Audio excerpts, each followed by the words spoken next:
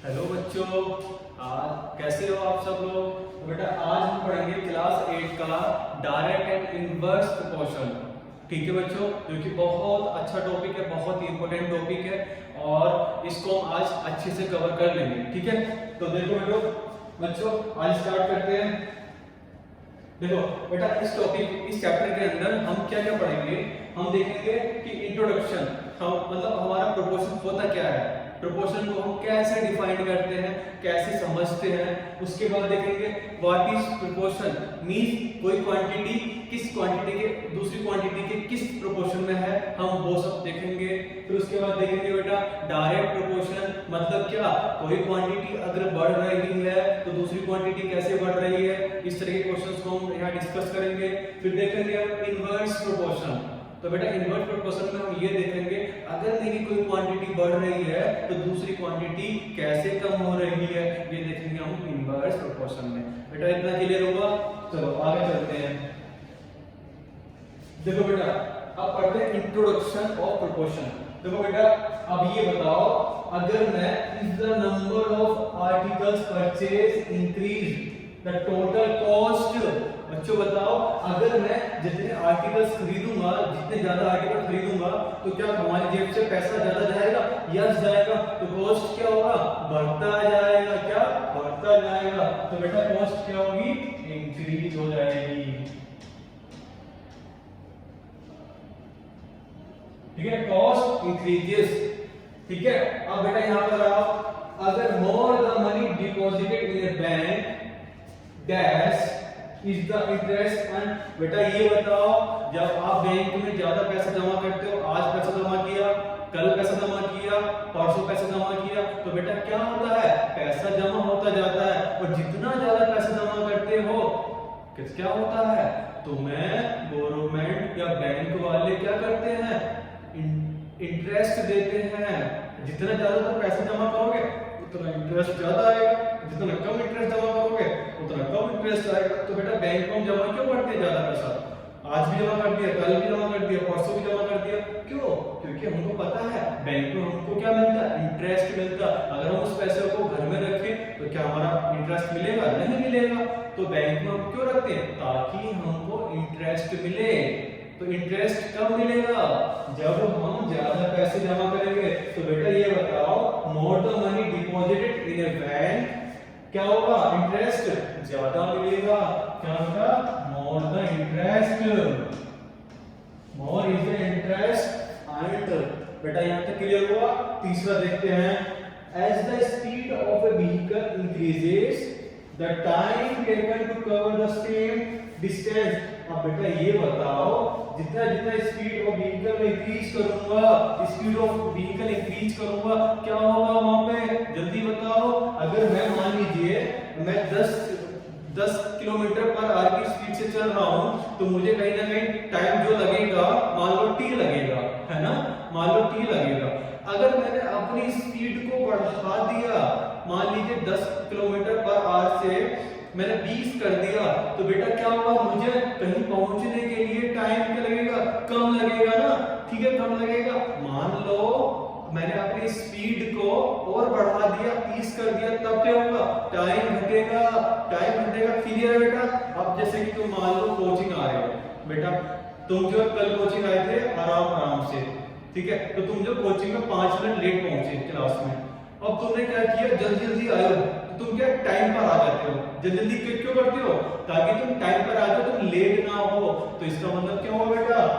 As the speed of a vehicle increases time taken to cover the same distance, क्या होगा? Time घट जाएगा। Time घट जाएगा तो डिस्टेंस, तो टाइम टेकन क्या? रिड्यूसेस। बेटा यहां तक क्लियर हुआ? ठीक है, अब देखते हैं for a given job more the number of workers, उसके बाद dash will be the time taken to complete the work. अब बेटा बताओ, मान लो तुम्हारे घर में 5 पर्सन है, ठीक है, और वो कोई काम करना चाहते हैं मान लीजिए, तो बताइए 5 पर्सन जो तुम्हारे घर में काम कर रहे हैं बेटा, अगर उसी काम को मैं जल्दी करना चाहूं और कम टाइम में करना चाहूं तो मुझे क्या करना पड़ेगा? मैं पड़ोसी के पर्सन्स को बुला लूंगा, मतलब पड़ोसियों को बुलाऊंगा कि बोलूंगा मेरा काम कर दीजिए, जल्दी जाना है, मुझे कहीं जाना है तो जल्दी काम करना है, तो बेटा जल्दी काम करने के लिए तुम्हें क्या करना पड़ेगा, पड़ोसियों को बुलाना पड़ेगा। मतलब क्या, नंबर ऑफ पर्सन्स को इंक्रीज करना पड़ेगा। सेम सिनेरियो बेटा यहाँ पर है। क्या सिनेरियो है बेटा, अगर मैं for a given job more the number of workers will be time taken to complete the work. अब बताओ किसी काम को जल्दी करने के लिए, कम टाइम में करने के लिए नंबर ऑफ वर्कर्स को मुझे क्या करना पड़ेगा बेटा, बढ़ाना पड़ेगा। तो बढ़ाना पड़ेगा तो इंक्रीज क्या करना पड़ेगा, time number of for a given job more the number of workers, more the number of workers will be the time taken to complete the less will be the time taken to complete the work। बेटा ये introduction आपको clear हुआ, ठीक है, clear हुआ, पक्का clear हुआ। जैसे कि मान के चलो कि तुम्हारे पास तुमको एक काम करना है, होमवर्क करना है, ठीक है, तो वहां पे मैंने 10 क्वेश्चन दिए हैं और तुमको होमवर्क करना है। तो बेटा 10 क्वेश्चन करने के लिए तुम्हें कितना टाइम लगेगा, मान लो 1 घंटा लगेगा, ठीक है बेटा। अब मैं तुमको बोल देता हूं कि 5 क्वेश्चन तुम करो, 5 क्वेश्चन मैं करता हूं, चलो ठीक है। तो बेटा तुम 5 क्वेश्चन कितने टाइम में करोगे, कम टाइम लगेगा बेटा उसमें, क्योंकि 5 क्वेश्चन तो मैं कर दूंगा तो 5 क्वेश्चन तुम करोगे, तो कम टाइम में हमने 10 के 10 क्वेश्चन कर लिए। अब मान लीजिए 30 तरह स्टूडेंट और आ जाए, तो बेटा उसमें क्या होगा, क्वेश्चंस भी डिवाइड हो जाएंगे, तो उसमें तुमको कम टाइम लगेगा। तो कहने का मतलब क्या बेटा कि अगर तुम जितने ज्यादा पर्सन्स को लेकर आओगे उतना काम करने में कम टाइम लगेगा। बेटा यहां तक क्लियर हुआ, ठीक है।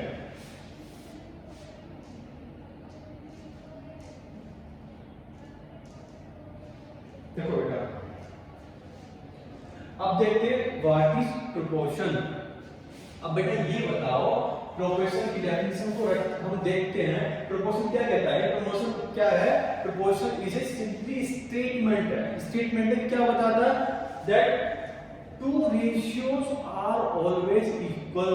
हमेशा याद रखो, तो हमें प्रोपोर्शन क्या बताता है कि two ratio always are equal. मैंने क्या बोला, ए रेशियो बी बेटा, ए रेशियो बी बेटा ये किसके बराबर है, सी रेशियो डी के बराबर है। तो बेटा ये बताओ, अगर दोनों रेशियो बराबर है तो मैं क्या बोलूंगा बेटा, इसको मैं क्या बोलूंगा, A is to B, C is to D। इसका मतलब बेटा क्या हो गया, A upon B is equal to C upon D। ठीक है बेटा, इसका मतलब ये हुआ ये रेशियो आपस में बराबर है। अब यहाँ पर आओ बेटा, यहाँ पे तुमको क्या दिखा कि ये 15:25 is equal to 45:75, ये बराबर है। अब हम देखेंगे बराबर कैसे होगा। मैंने बताया था प्रोपोर्शन कब बराबर होता है, कब बराबर होता है, जब उनका रेशियो ऑलवेज क्या हो बेटा, टू रेशियो ऑलवेज क्या हो बेटा, इक्वल हो। यही हमारा प्रोपोर्शन का एक स्टेटमेंट है। क्या बेटा, स्टेटमेंट है। तो देखो 20, इसको हम कैसे लिखेंगे, 15/25 is equal to 45/75। ओके, अब देखो बेटा इसको हम ब्रेक करते हैं, काटते हैं, तो ये किससे कटेगा, 5 से कटेगा, 5 3 जा 15। बेटा ये किससे कटेगा, 5 से, 5 5 जा 25। बेटा यहाँ पर आइए, ये किससे कटेगा, 15 3 जा कितना होता है बेटा, 15 3 जा 45, और ये 15 5 जा बेटा कितना होता है, 75। तो बेटा ये बताओ ये रेशियो कैसा आया, ऑलवेज क्या है बेटा, सेम आया। समझ में आया कि प्रोपोर्शन बताता क्या है कि दो क्वांटिटी के बीच में रेशियो क्या बेटा, ऑलवेज सेम रहता है। क्या बच्चों इतना क्लियर हुआ, समझ में आया इतना, ठीक है।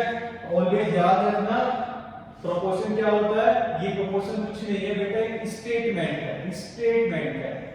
वो क्या बताता है कि two ratio are always equal. जैसे कि एग्जांपल देखो बेटा, ऊपर से मैं बोलता हूं 2:10 जो है बेटा वो किसके बराबर होगा, 5:25। अब हमने क्यों बोल दिया ये रेशियो बराबर है, तो बेटा देख लेते हैं करके कैलकुलेशन, क्या बात है करके देखो। 2/10 इसको हम क्या बोलते हैं, 2 जिसको बोलते हैं 5:25। तो बेटा ये बताओ इसको हम कैसे लिख देंगे? 2/10 इज इक्वल टू, इसको लिखेंगे 5/25। ठीक है, अब देखो बेटा काटो, 2 5 जा 10 और यहां देखो 5 5 जा 25। तो बेटा ये बताओ ये रेशियो क्या आया? रेशियो क्या है बेटा? 1/5 इज इक्वल टू 1/5। मतलब क्या हुआ? एक रेशियो क्या बताता है कि उन दोनों के बीच में रेशियो जो होता है बेटा वो ऑलवेज कांस्टेंट होता है, सेम होता है हमेशा। ठीक है बेटा, चलो एक एग्जांपल और लेते हैं। ठीक है, मैं बोल देता हूं बेटा 3:9 इज इक्वल टू 5:15। ठीक है, ये मैंने बराबर बोल दिया। अब हमको बराबर कैसे पता है? बताओ, कुछ नहीं पता ना, हमको इतना पता है कि रेशियो को हम कैसे लिखते हैं? 3/9 इज इक्वल टू 5/15। अभी प्रोपोर्शन में दिया था, अब हमने ऐसे लिख लिया। तो बेटा ये बताओ ये कितना हो गया? 3 3 जा 9। और बेटा ये बताओ ये कितना हो गया? 5 3 जा 50। तो बताओ बेटा रेशियो कैसे कितना आया? 1/3 इज इक्वल टू 1/3। तो बेटा ये बताओ क्या ये तुमको समझ में आया? What is proportion? Proportion simply एक स्टेटमेंट है जो ये बताता है कि उन दोनों के बीच में रेशियो जो है बेटा, two ratios are always equal. तो बेटा ऑलवेज क्या आ रहा है? इक्वल आ रहा है। क्या इतना बेटा क्लियर हुआ? क्लियर हुआ तो बेटा आगे चलते हैं। ठीक है, चलो बेटा आगे चलते हैं। इतना क्लियर हुआ?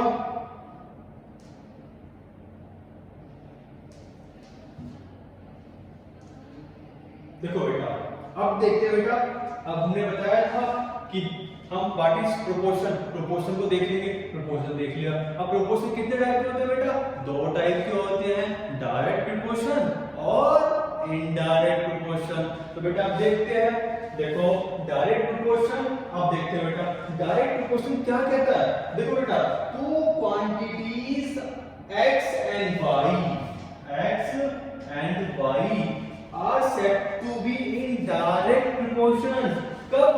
If or whether the values of x increases or decreases, then the value of y increases or decreases in such a manner that the ratio कौन सा x upon y remains constant। मतलब क्या हुआ बेटा? अगर मैं किसी क्वांटिटी को बढ़ा रहा हूं, मान लो x क्वांटिटी को बढ़ा रहा हूं, तो बेटा y क्वांटिटी क्या होगी? बढ़ेगी। यही हमारा डायरेक्ट प्रोपोर्शन कह रहा था। अगर किसी क्वांटिटी को मैं बेटा इंक्रीज कर रहा हूं तो मेरी दूसरी क्वांटिटी क्या होगी बेटा? इंक्रीज होगी। अगर मैं किसी क्वांटिटी को डिक्रीज कर रहा हूं तो बेटा दूसरी क्वांटिटी की क्या होगी? डिक्रीज होगी। ठीक है, करना क्या होगा हमको? तो रेशियो है बेटा x अपॉन y वो हमेशा क्या रहेगा? ऑलवेज कांस्टेंट रहेगा। बस तुमको इतना ध्यान रखना। समझ आया? मान लो, चलो एक एग्जांपल लेते हैं अच्छा सा। ठीक है, चलो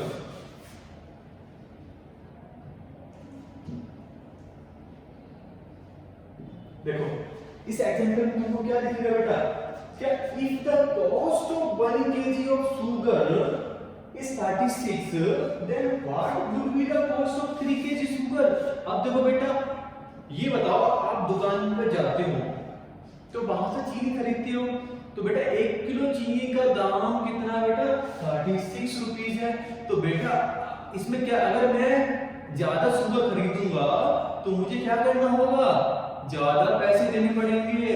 ठीक है, अगर मैं 1 केजी से कम खरीदूंगा तो मुझे कम पैसे देने पड़ेंगे। तो बेटा ये क्या दिखा रहा है? Direct proportion. कैसे? मैंने बताया था अगर मैं एक क्वांटिटी को इंक्रीज करूंगा तो दूसरी क्वांटिटी भी इंक्रीज होगी। बताया था अगर मैं पहली क्वांटिटी को डिक्रीज करता हूं तो दूसरी क्वांटिटी भी क्या होगी? डिक्रीज होगी। तो क्या हो गया बेटा? वो डायरेक्ट प्रोपोर्शन होता है। जब मैं x को इंक्रीज कर रहा था तो मेरा y भी इंक्रीज हो रहा था। ठीक है, जब मैं x को डिक्रीज कर रहा था तो मेरा y भी डिक्रीज हो रहा था। क्लियर हुआ? वही इसका एग्जांपल है। देखो बेटा यहाँ पे क्या है कि cost of 1 kg of sugar कितना था 36। उसके बाद पूछा है कि 3 kg शुगर लेने पर कितना प्राइस होगा, तो हमने इसमें क्या लिखा डायरेक्ट प्रोपोर्शन। तो उसमें क्या होता है कि बेटा x अपॉन y, इसमें डायरेक्ट प्रोपोर्शन में क्या होता है रिमेन्स कांस्टेंट। तो बेटा इस चीज को ध्यान रखेंगे, ठीक है। तो बेटा करते हैं, देखो इस क्वेश्चन में क्या करते हैं बेटा, मान लो कॉस्ट मानेंगे और वेट मानेंगे शुगर का। तो ले x मैंने मान लिया बेटा, x क्या है बेटा weight of sugar, weight of sugar. और बेटा y मान लिया मैंने कॉस्ट ऑफ शुगर। अब देखो बेटा ये टेबल बना लिया हमने, यहां पे देखो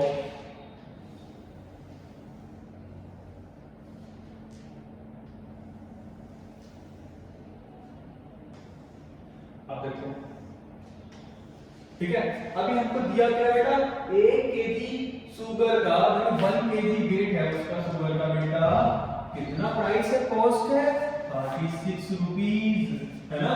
कॉस्ट ऑफ शुगर रुपीस, ठीक है 36। तो मैंने क्या बोला था बेटा, पूछा क्या है 3 kg शुगर का वेट कितना होगा, तो मैंने क्या बोला था डायरेक्ट प्रोपोर्शन, यानी x अपॉन y ऑलवेज क्या रहता है कांस्टेंट रहता है। तो बेटा ये बताओ दिस अपॉन दिस, ये भी तो इसके बराबर रहेगा कांस्टेंट। अगर मैं यहां बोल देता हूं बेटा 5 kg और यहाँ पे क्या होगा, तो बेटा वो भी हम निकाल सकते हैं। क्यों? क्योंकि मुझे पता है ये क्वेश्चन किस में है डायरेक्ट प्रोपोर्शन में है। क्योंकि डायरेक्ट प्रोपोर्शन में क्या होता है बेटा, दो क्वांटिटी का रेशियो ऑलवेज क्या रहता है रिमेन्स कांस्टेंट। अब समझ आया बेटा? तो बेटा ये बताओ x अपॉन y का रेशियो, x अपॉन y का रेशियो बेटा कैसा रहेगा कांस्टेंट रहेगा। क्लियर हुआ इतना बेटा?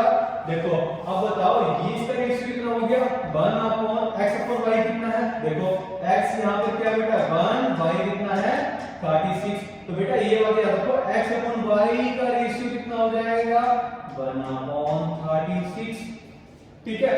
अब देखो हमको निकालना है क्या, ये निकाला 3 kg शुगर का वेट कितना होगा। तो बेटा हमको पता है कि ये रेशियो है ना 1 अपॉन 36, वो हमेशा बराबर कांस्टेंट रहेगा किसके, इसके अपॉन इसके अपॉन इसके।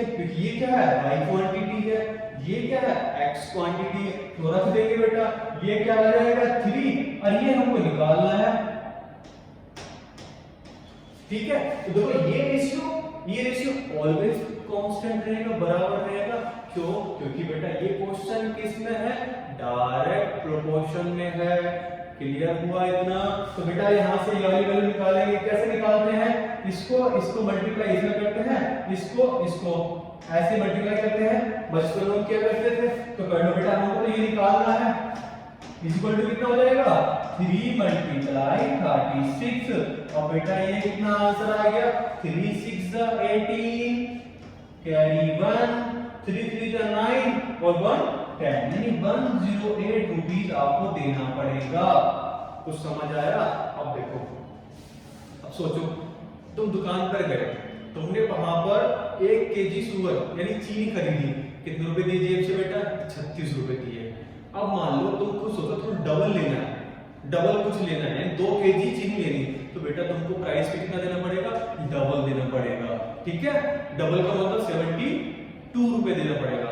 अब बेटा देखो अगर मैंने क्या किया, मैंने चीनी को ट्रिपल ले लिया, ट्रिपल बोले तो 3 kg ले लिया, तो बेटा प्राइस भी कैसा हो जाएगा ट्रिपल हो जाएगा। तो प्राइस पहले 36 था, तो 36 का ट्रिपल कितना हो जाएगा 108। बेटा इतना क्लियर हुआ। चलो मान लो मैंने क्या है ना, मैं 4 kg शुगर लेता हूं, तो बेटे 4 kg का मतलब क्या, मैंने 4 टाइम कर दिया। पहले मैं 1 kg ले रहा था, 1 kg का तो मुझे प्राइस पता है, बट 4 kg का नहीं पता। तो मैं क्या करूंगा, मैंने अपनी जो वेट था बेटा मैंने 4 टाइम कर दिया, तो बेटा डायरेक्ट प्रोपोर्शन में भी क्या होगा 4 टाइम इंक्रीज हो जाएगा प्राइस। तो 4 टाइम किसका 36 का कितना हो जाएगा बेटा 4 मल्टीप्लाई 36 कितना हो गया 144।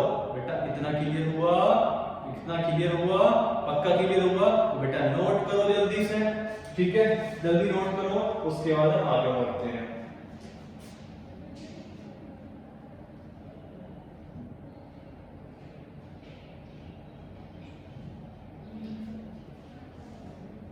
ठीक है बेटा, देखो ये कितना अच्छा क्वेश्चन है। देखो बेटा ये भी एकदम सेम चीज ही की तरह क्वेश्चन है। देखो इसमें क्या बोला गया है बेटा, the cost of 5 metres of a particular quality of a cloth कितना है बेटा, 210, 210 रुपए। कितने, 5 मीटर कपड़े का प्राइस। बेटा पूछा गया है आपको कैलकुलेट करना है cost of 2, 4, 10 and 30 metres of cloth of the same type. ठीक है बेटा, अब देखो ये बताओ, सेम टाइप एग्जांपल, बेटा ये बताओ हमें इसमें क्या करना पड़ेगा, ध्यान से देखो। इसे देख बोला है 5 मीटर तुम्हारे पास कपड़ा है, उसका प्राइस बेटा कितना है, 210। ठीक है, तो क्या अब ये बताओ, जैसे जैसे मैं कपड़े का मीटर बढ़ाता जाऊंगा प्राइस बढ़ेगा? बताओ बढ़ेगा? हाँ बढ़ेगा। क्यों? क्योंकि ये डायरेक्ट प्रोपोर्शन में है। तुम जब दुकान पे जाते हो तो बेटा कपड़ा खरीदने जाते हो मीटर में, तो जितना जितना तुम बोलते हो हमको 2 मीटर चाहिए, तो पैसा मान लीजिए कुछ होगा। जैसे तुम मीटर को बढ़ा देते हो, हम 5 मीटर चाहिए, तो पैसा भी बढ़ जाता है। तुमने बोला हमको 10 मीटर कपड़ा चाहिए, तो बेटा प्राइस भी बढ़ जाएगा। तुमने बोला हमको 20 मीटर कपड़ा चाहिए, तो बेटा प्राइस तो उसके हिसाब से बढ़ेगा ना। अब दुकानदार ऐसा तो है नहीं कि बेटा तुम्हें प्राइस कम करेगा कपड़ा ज्यादा देगा, ऐसा तो नहीं हो सकता। तो बेटा ये बताओ, जैसे जैसे तुम कपड़ा को बढ़ाते जा रहे हो, प्राइस क्या होता जा रहा है, बढ़ता जा रहा है। प्राइस क्या जा रहा है, बढ़ता जा रहा है। तो बेटा ये किसका एग्जांपल हुआ, डायरेक्ट प्रोपोर्शन का। और डायरेक्ट प्रोपोर्शन में हमने आपको क्या बताया था कि दो क्वांटिटी का रेशियो क्या होता है बेटा, ऑलवेज कांस्टेंट होता है।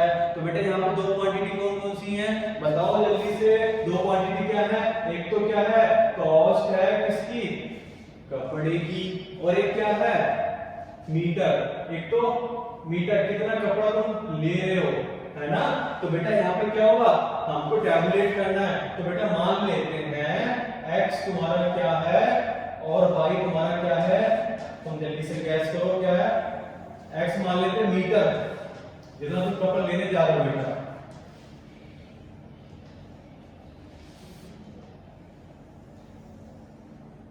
देखो x क्वांटिटी क्या माने बेटा, मीटर्स। ठीक है, मीटर, क्लॉथ, क्लॉथ, ठीक है, क्लॉथ्स। और बेटा ये बताओ फिर इसके बाद है कॉस्ट, कॉस्ट। तो बेटा देखो क्लॉथ मीटर में हम बात कर लेते हैं। एक बना लिया कॉलम ये, दूसरा कॉलम बना लिया ये, तीसरा बना लिया हमने ये, 40 ये बना लिया, 50 ये बना लिया, 60। ठीक है, चलो हमको पूछा कितने का, 2, 4, 10, 2, 4, 5 5 10 30। अपनी तरफ से बना लेंगे कॉलम। देखो बेटा 5 मीटर कपड़े का कॉस्ट कितना था, 210। ठीक है, अब देखो मैंने क्या बोला, ये क्वेश्चन किस चीज का है, डायरेक्ट प्रोपोर्शन का है। डायरेक्ट प्रोपोर्शन में क्या होता है, x upon y quantity always क्या रहती है, कांस्टेंट रहती है। तो बेटा बताओ इसका रेशियो हमेशा क्या रहेगा, कांस्टेंट। हमको ये निकालना है, हमको ये निकालना है, हमको ये निकालना है, हमको ये निकालना है। तो बताओ बच्चों, अगर मुझे ये निकालना हो तो कैसे निकालूंगा, क्योंकि मुझे पता है this upon this is equal to क्या होगा, दिस अपॉन दिस। हमको पता है क्योंकि ये क्वेश्चन डायरेक्ट प्रोपोर्शन में है, और डायरेक्ट प्रोपोर्शन में क्या होता है, दो क्वांटिटी का रेशियो हमेशा कांस्टेंट होता है। क्या बात समझ में आया, चलो अब देखते हैं। तो बेटा ये बताओ, यह क्वेश्चन करते हैं, 2 अपॉन ये निकालना है हमको, है ना, इज इक्वल टू बेटा दिस अपॉन दिस। अब बताओ बेटा कैसे करेंगे। अब देखो इस क्वांटिटी को इससे मल्टीप्लाई कर देते हैं, इस क्वांटिटी को इससे, हम क्रॉस मल्टीप्लिकेशन बोलते हैं बेटा इसको। करो क्रॉस मल्टीप्लिकेशन क्या करोगे, इसको इससे मल्टीप्लाई कर दो, कितना हो जाएगा 5, और यहां पर आ जाएगा क्वेश्चन मार्क। ठीक है, अब देखो बेटा अब सोल्व करते हैं इसको। तो क्वेश्चन मार्क कितना आ जाएगा, 2 × 2 10 अब कैलकुलेट करते हैं। ये बताओ 5 से क्या ये कट जाएगा? हाँ कट जाएगा। कैसे कटेगा? 5 4 जा 20, एक बचा, फिर उधर 10 हो गया, तो 5 2 जा 10।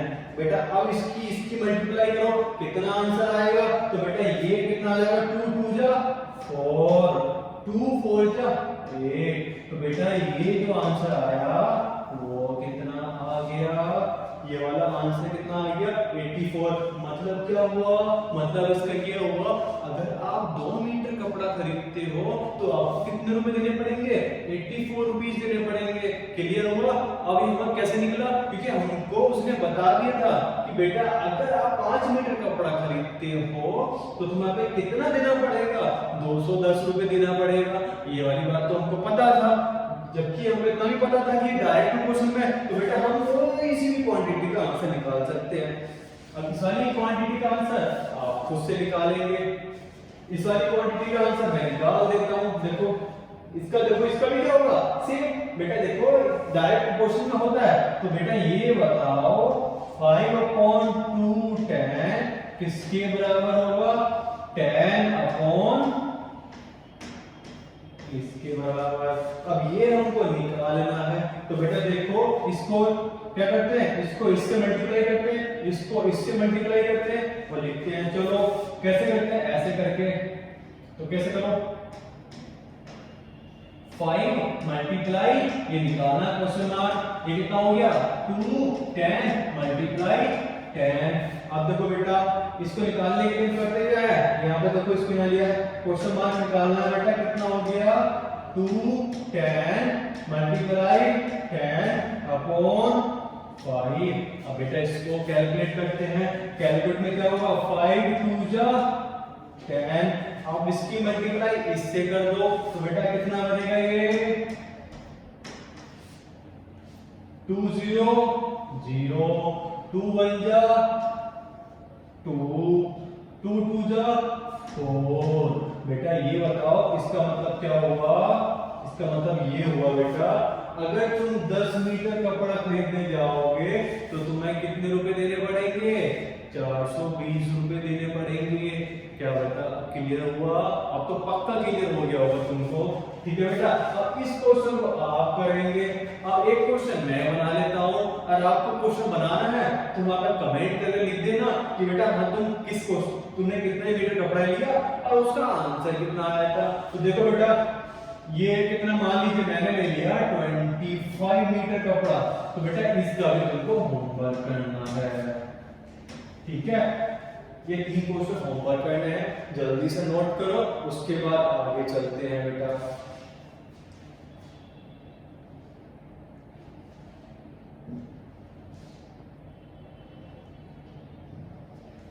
ठीक है बेटा, अब देखो कितना अच्छा क्वेश्चन है बेटा।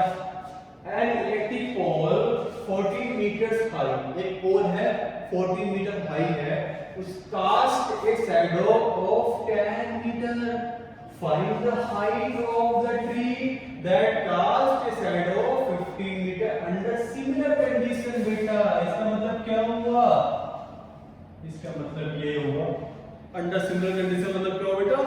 ये डायरेक्ट क्वेश्चन में है, ये क्वेश्चन डायरेक्ट क्वेश्चन में है। तो बेटा ये बताओ डायरेक्ट क्वेश्चन का मतलब हमने आपको क्या बताया था कि अगर इलेक्ट्रिक पोल ये कितना मीटर का हाई है, कितने मीटर हाई है बेटा? इलेक्ट्रिक पोल 14 मीटर है, वो कितना शैडो बना रहा है? 10 मीटर का, 10 मीटर का शैडो बना रहा है। तो हमको फाइंड करनी है ट्री की हाइट बेटा। तो ट्री की हाइट जो कितने मीटर का शैडो बना रही है बेटा? 15 मीटर का। किस केस में? डायरेक्ट क्वेश्चन में, डायरेक्ट क्वेश्चन में। तो बेटा ये बताओ हाइट ऑफ, मैं मान लेता हूं x को मान लेता हूं, देखो बेटा हाइट x को मान लेता हूं बेटा हाइट, ठीक है, और y को मान लेता हूं शैडो, बेटा शैडो मान लेता हूं। ठीक है, अब हम यहां पर टेबल बना लेते हैं।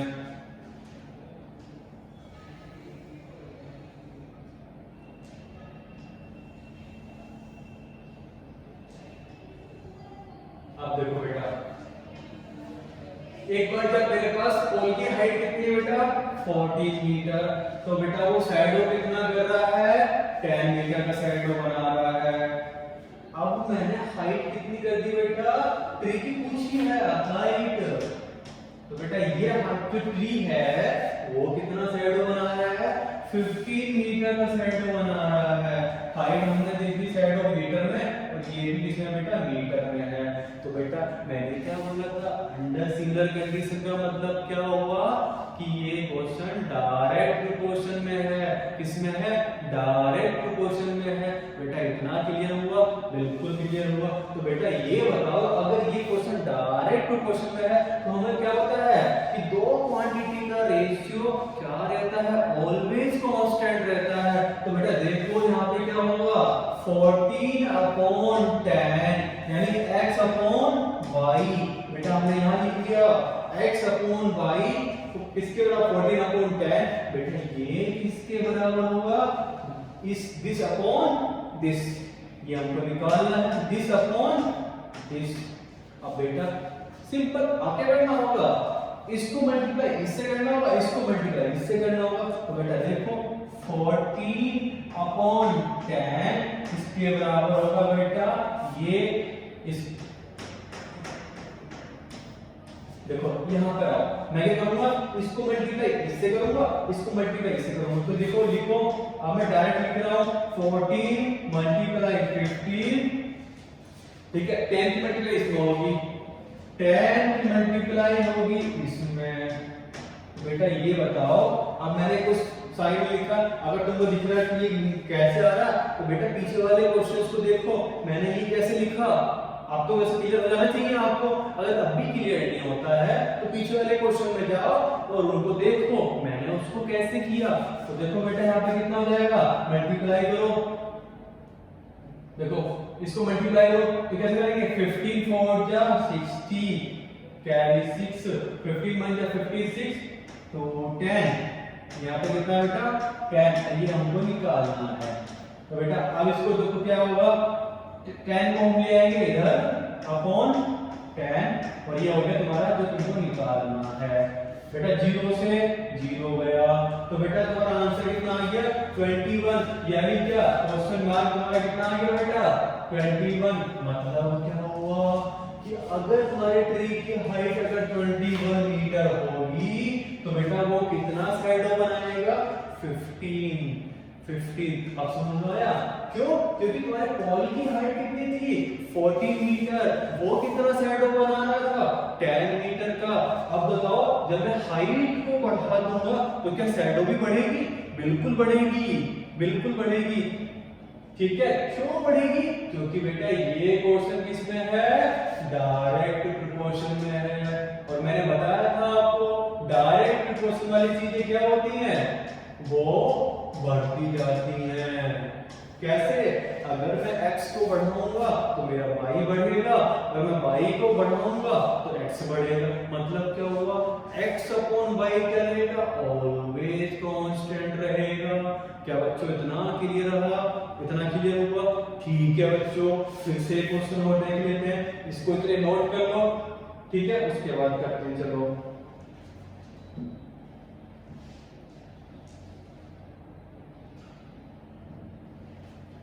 ठीक है बच्चों, एक क्वेश्चन और करते हैं। इसमें क्या दिया हुआ है, if the weight of 12 sheets of thick papers is 40 gram, how many sheets of the same paper would weigh 122 kilogram.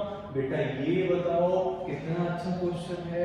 अगर मान लो 12 शीट, तुम्हारे पास शीट होती है बेटा, 12 शीट का वेट कितना है 40 ग्राम।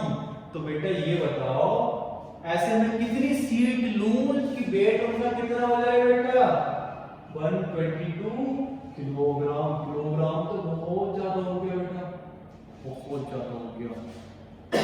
तो किलोग्राम ना करके ग्राम करना है, चलो किलोग्राम ही कर लेते हैं, क्योंकि किलोग्राम ज्यादा हो रहा है कोई दिक्कत नहीं, हम तो कैलकुलेट कर लेते हैं क्योंकि हम तो एक्सपर्ट हैं कैलकुलेट करने में, यानी बच्चों ठीक है। तो करते हैं, चलो x मान लेते हैं बेटा, x मान लेते हैं बेटा, सीट क्या मानते हैं, सीट्स मान लेते हैं बेटा, ठीक है। और उसके बाद बेटा y किसको मान लेते हैं, वेट मान लेते हैं, है ना, ठीक है।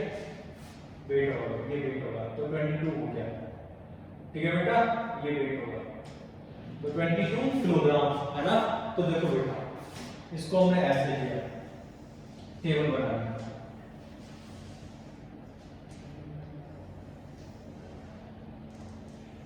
देखो नंबर ऑफ सीट्स कितनी थी स्टार्टिंग में, 12 सीट थी, तो बेटा उसका वेट कितना था, 40 ग्राम, 40 ग्राम।